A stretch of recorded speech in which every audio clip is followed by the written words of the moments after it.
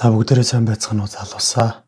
Өнөөдрийн бичлэгээр Хоббит сурлалын хамгийн сүүлчийн анги болох 5 армийн тулааныг ярихаар бэлдлээ.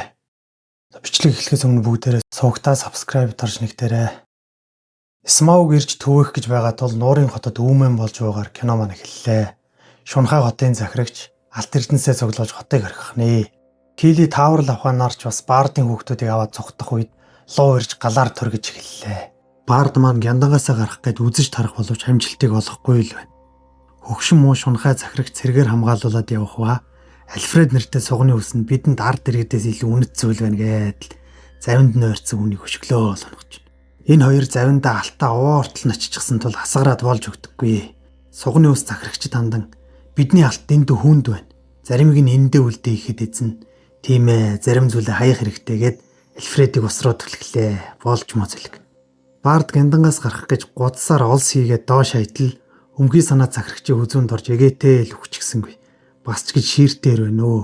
Баард харин суларсан даруйдаа луута нёгийгээ үзэж нэхийгээ уралцахаар шийдэн ном сум аваад дээшээ гарлаа. Луу бол дураараа дөргиж дун чөнгөөрөө жиргэж байна өө. Олон иргэдийг алж шидэж байгааг нь өнчин уулнаас одоо ч зүгээр л хараа зогсож байна. Зориг тэр баард ганцаараа луугийн эсрэг тулан хэд хэдэн сум харавсан боловч луугийн хуйгийг нэвтэлж чаддаггүй. Мань нэрийг ингэж мөнгөнөж байгааг харсан хүн салхит номны том хар сумыг нуусан газраас аван аав дээрээ хурж ирэхэд Баард сандарч чи энд юу хийж байгаа юм? Эндээс яв гэв. Хүүн би тань туслахаар ирлээ гэхэд Баард одоо хэн ч юу ч тус болохгүй айлгэн. Хүү харин энэ бидэнд тус болно гэд хар сумыг өгснөөр аав хүү хоёр амс өрсөн тулаанд орлоо. Луу хорон үг шидсээр л чи хүүгээ галаас аварч чадахгүй азгүй амт минь гэхэд Баард хуурхаа нумаа модонд бэхлээд онин дээр нь хүүгээ зогсоогоод өрөлтөө авлаа. Хүүгээ зоригжуулаад баг зэрэг зүүн тишээгээд сумаа тавив. Харавсан сум байгаа онож өвг дэцийг нь дутууг гүйцээлээ. Харвуулсан Смауг унахтаа захирагчийн завин дээр газардаж мань нэрийг ирлэг рүү нийлгэлээ. Баардын дабл кил. Өнчин уулын хэд лууг унахыг хараад баярлаж бас айж байна.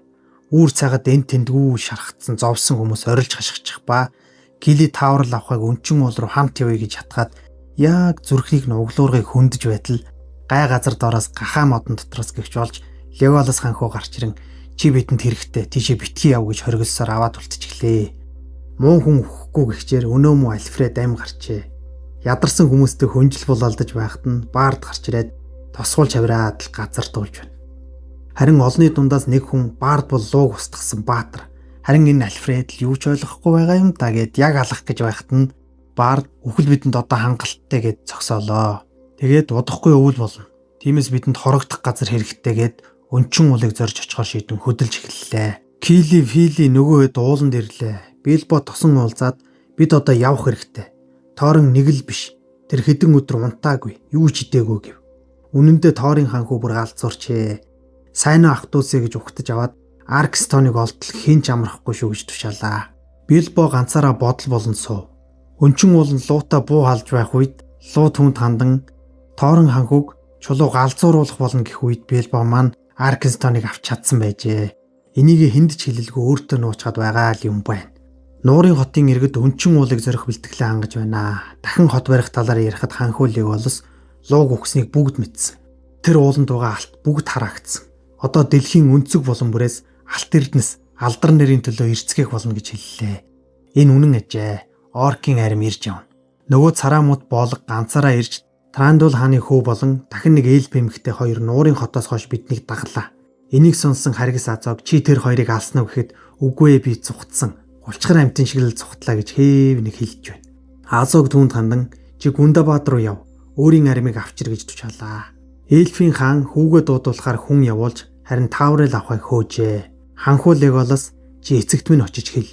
Хэрв таавралд очих газар байхгүй бол надад ч бас байхгүйгээд хойд зүг рүү оркууд руу явахаар шийдэн чи хамт явах уу? Тентхийн оркууд бусдаас араа өөр, онцгой, илүү хүчрэхэг бас ухаалгал гин. Нөгөө мө боолгийг л хилээд байгаа болт. Энэ үед манай мө Гэндальф шидтэн доолг үлдүрт хорионд орчихсон тун хүнд байдалтай байна. Эгээл хадан гэртээ харьцгалгүй байж байхад нь нэг орк гарч ирээд бараг л алдгийн даваан дээр Галадриэл авахаа ирж аварлаа. Галадриэл авахаш тун хүчрэхэг шидтэн бололтой шүү. Эргэн тойронд нь юу нүл мэдэгдэх дайсан гарч ирлээ. Гэвч ахва ганцаараа биш бөгөөд Саруман болон эльфийн эзэн Элронд хоёр хамт иржээ. Ширүүн тулаан өрнөх үед ухаан алдсан байсан Гэндальф Авхан нэг үнсэлтээр сэрж байна. Далимтай нөхөр байх ч вэ. Бор шидтэн дэлдэнгүүттэйгээ хамтарч Гэндальфыг аваад давхан одов. Манай хоёр нөгөө хэдийг устгаж дуусах үед Саурон гарч ирэн би буцаад сэргэн мандах болно. Оркуудын ирмэн ирж байна энэ гэж педаахт нь Галадриэл авхаа хүчрэг шид хэрэглэж эндээс зайл алиа банд минь гэж төөж явууллаа. Ядарч сүлдсэн Галадриэлийг Лотлрен руу явуулаад бөгжгүй бол Саурон юу ч биш. Би хангалттай батарна гэж хэлээд Саруман өөрөө үзнэгээд л үлдлээ. Араа гэж ам гарсан Гэндальф шууд л өнчин уул руу очиж оркуудын дайралтыг анхааруулахар хөдлөх бол Радигасыг өөрийнхөө бүх амьтдыг цуглуул том дан эхлэн хэмээн тушаалаа. Энэ үед өнчин ууланд байгаа Торын Аркенстоно хайсаар л тэр бол хааны эрдэнэс. Би хаан биш үү? Хэрвээ та нарын нэг чинь чулууг олцоход нууж байвал ёстой сайхан мэдэрэй л гэж. Шунлын сэтгэл түүнийг нүмерч яг өвөө шиг нүдийг нь харанхуулгажээ. Нуурын хотын амьд үлдгэсэд хэдэн зуугаараа нааш ирж бүг сонссон даруйд шууд хаалгыг бэхэлж хэнийг ч нааш нь оруулахгүй байх тушаалыг өглөө. Кили Торынд хандан тэдэнд бид туслах ёстой. Тэд бүхнээ алдсан шүү дээ гэж сануулсан ч мань Торын бодлоо өөрчлөхгүй бололтой. Өлсөж ядарч туйлдсан иргэд хүүтэн шүнийг араачууд авсан бол харуулд гарсан Альфред шүн нам гүм хонлоо. Юу ч миний чихний хажуугаар өнгөрч чадахгүй энтергээ томорсон ч эльфүүдийн бүхэл бүтэн айрам аль хэдийн ороод ирсэн ч байх шиг итгэхгүй ирээ. Хаан Трандул тусламж үзүүлэхээр иржээ. Авч ирсэн хоол хүнсийг нь ард иргэд амаа олохгүй л бурж гарлаа. Харин хаан үнэндээ тэдэнд туслах гэж биш. Өөрийн гэсэн эрдэнсийг авахын тулд л энд ирсэн ажээ. Тэр бол тунгалаг цагаан үнэт эрдэнэс юм. Баард та тэрний төлөө дайтаж болохгүй. Би Торинтой ярилцаад үзийгээд мордон очоод бид юу ч хулгайлах гээгүй. Зүгээр л таны амлсан шагналыг горилж явна. Ард иргэдэд амлснаа биелүүл эрдэнсээсээ хуваалцаач. Өгөө бол энэ зэвсгэлсэн арим тань руу дайрна гэхэд Торин Илэнцгийн чинь тохиролцоо. Намайг айн гэж бодоо юу луу хөнөөгч хаа гэд хөөж явууллаа. Ийм цөөхөлөө яаж тулалдаж чадах юм гэж Белбог асуухад чи хизээч одоочуудыг дутуу үнэлж болохгүй. Нүдээ нэгээд харж байл гэ. Их бардан байгааг бодоход нэг төлөвлөгөө байгаа л бололтой. Трандуулч дайтахыг дэмжин үүрээр довтлон гэсэн тул иргэдч бас тулаанд бэлдэж эхэллээ. Одоочууд зэр зэвсгээ зэхэн мань Белбод хүртэл хуйг өглөө. Митрил нэртэй маш хөнгөн ямар ч сэлэм үл нэвтэлж чадах үнэт өмсгөл ажээ. Торин Белбод үнэн сэтгэлээсээ итгэх бол бусад дайжтай хардан эдний нэг нь Аркенстоныг олцоход нууж байна. Энэ ууланд байгаа бүх зүйл минийх. Би бүгдийг намаараа хамгаална. Нэг зоосч тутаахгүй л гэж байна. Эднийг ингэж батралцахтаа бэлтгэж байх үед Сарл Гэндальф давхсаар хурж ирлээ. Өнөө Альфред харин хөөс шовгор малгатаа энд тэнүүлж гуйлагчдыг байлгахгүй ирсэн газар руугаа тонил гэж донгосч байгаад амаа таглууллаа. Трандул Баард хоёрт хандан оркуудын их зэрэг ирж явна. Хоорондоо битгий тулалт ингэж болохгүй. Бид тулалдах бус нэгдэх ёстой гэсэн ч Трандул үл итгэлээ. Оркийн аримчин тэгээд хаана байгаа юм л. Азогийн оркууд харин уулыг нүхэлж газар доогоор давшиж байна. Мөн нэмэлт хүч болох боолог болон түүний арим доолгуулдараас довтлогох ач. Энийг нь харсан Леголас Таурел хоёр бушуухан хэл дуулахаар бас л хөдлөлөө. Юу бол болох гээд байна да. Гэндальф ятгасаар л хаан гэдээсээр л аргаа барсан мань шидтэн Баардыг хүртэл ятгах гэж оролдов. Ингэж ярилцаж байхад тэдэн дээр манай Белбо хурж ирлээ. Тэгээд шууд л Аркенстоныг гаргаж ирээд би энийг та нарын төлөө авч ирээгүй. Харин одоочуудын төлөө авч ирлээ. Тэд та нарын бодсон шиг зөрүүд, нууцлаг, хачин хүмүүс ч гэсэн сайхан сэтгэлтэй, алдаагаа ухаардаг тийм л хүмүүс. Тиймээс та энийг аваад дайнаа зогсоо гэж гов. Харин Гэндальф одоо чи Торинтой уулзаж болохгүй. Эндээс хол цухта маргааш хөдлөөрэй гэж анхааруулад өглөөн дайн эхлэхээр боллоо. 13 одоогийн эсрэг эльфийн их зэрэг Трандул Аркенстоныг гаргаж харуулах үед Торин энэ бол хуурамч. Та нар залилж байна гэхэд Белбо гарч ирэн үннээ хэлэн би хулгайч ч гэсэн шудраг хүн юм шүү. Би танд өгөх гэж олон удаа оролцсон ч та өөрчлөгдсөн. Миний мэдих Торин хизээч тань шиг шуналтай. Бас нөхдийнхөө үнэн сэтгэлд эргэлзэж байгаагүй гэхэд Торин ууралсан да. Манай хүнийг яг шийдэх нэ. Гэндальф харин чи чинь бараг тэнэг юм шүү. Чамд хэрэггүй бол Белбог нааш нь явуул гэснээр суллан тавилаа. Баард харин Аркенстоныг чинь үгүй. Хариуд нь бидэнд амласнаа биелүүл тэгвэл тулалдах шаардлагагүйгээд эвдийхэн ярих гэсэн ч өнөө зөрүүд нөхөр чинь зөвшөөрлгүй дайныг сонглоо. Угаасаа тусламж ирэх учраас л одроод байсан л юм байна л. Торины үеэл болох төмөр толгодын эзэн Ген гихч бүр аймаар байрын нөхөр дайнд оролцохоор ирлээ. Бас нэг айрам. Гахаа унтчихсан. Тэгснэ өглөөний минь зав байвал нэг юм хэлье.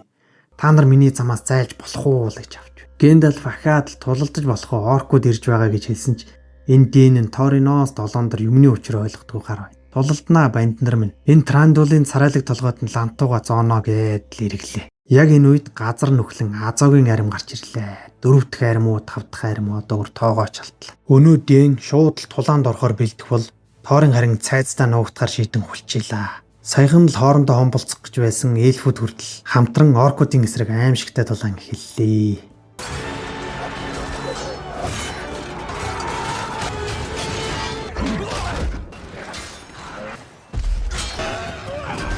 Манай гахаа хөлөөлөгч бол сүйтгэдэг юм байна уу?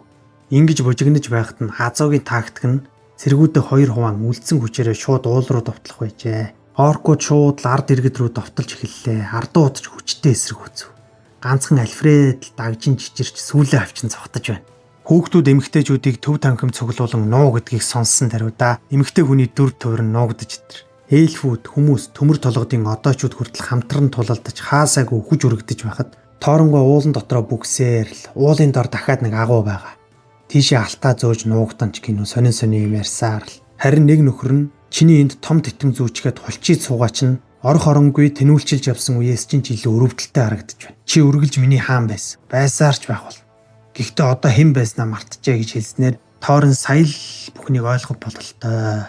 Шунхаа сэтгэлээ бас өөрийгөө ялан дийлж эцэст нь одоо л нэг юм дүүрийн үрсад царсан бомбат Торн иргэн ирлээ. Үүнийг харсан бүгд тулалтахаар зориглон хөдлөж байхад Альфред л ганцаараа үлдлээ. Тэгснэ эр хүн бүрт хөхөвч зүөх зориг байхгүй шүү гэж байгаа шиг.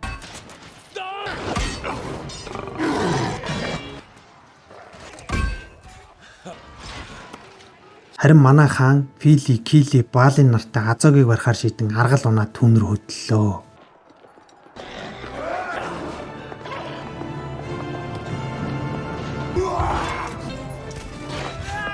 Энэ үед Леголас Таврел 2 ирж боолгийн удирдсан Гундабадын оркууд ирж байгааг хэлснээр Торины отолтонд орж бууг нь мэдсэн Гэндальф Трандулыг түүнд туслаач гэж гуйсан ч тэр зөвшөөрсөнгүй. Харин Билбо бие туслийгээд бөгжүү зүүж аваад ганцаараа яваад өглөө. Нөгөө хэд маань ууланд хурж очисон ч хинч байсангүй тул гайхан зогсож байхад нь Билбо ирж та нар бүслэгдсэн эндээс хурдан цухтах хэрэгтэй гэж хэлсэн ч бүх зүйл оройтжээ. Азог Филийг барьж аваад нүдэн дээр нь хороосон тул манайхэд улангасан дайрлаа.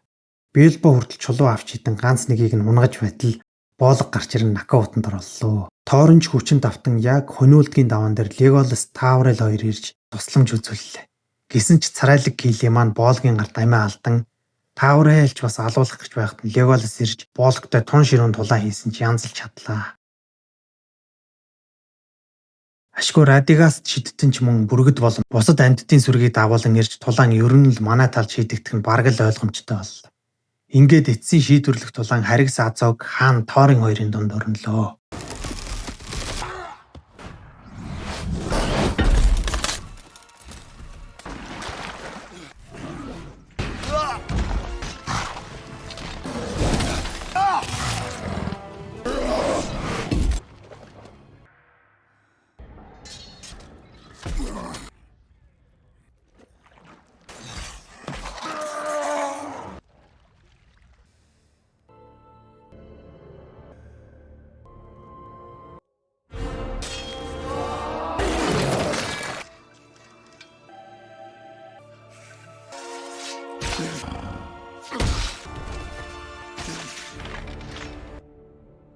Тун ширүүн тулааны эцэст Азогийг наартан нэвт бүлээд өөрөө ч мөн хүнд шархавлаа. Билбог ирэх үед чи бол жинхэнэ найз шүү.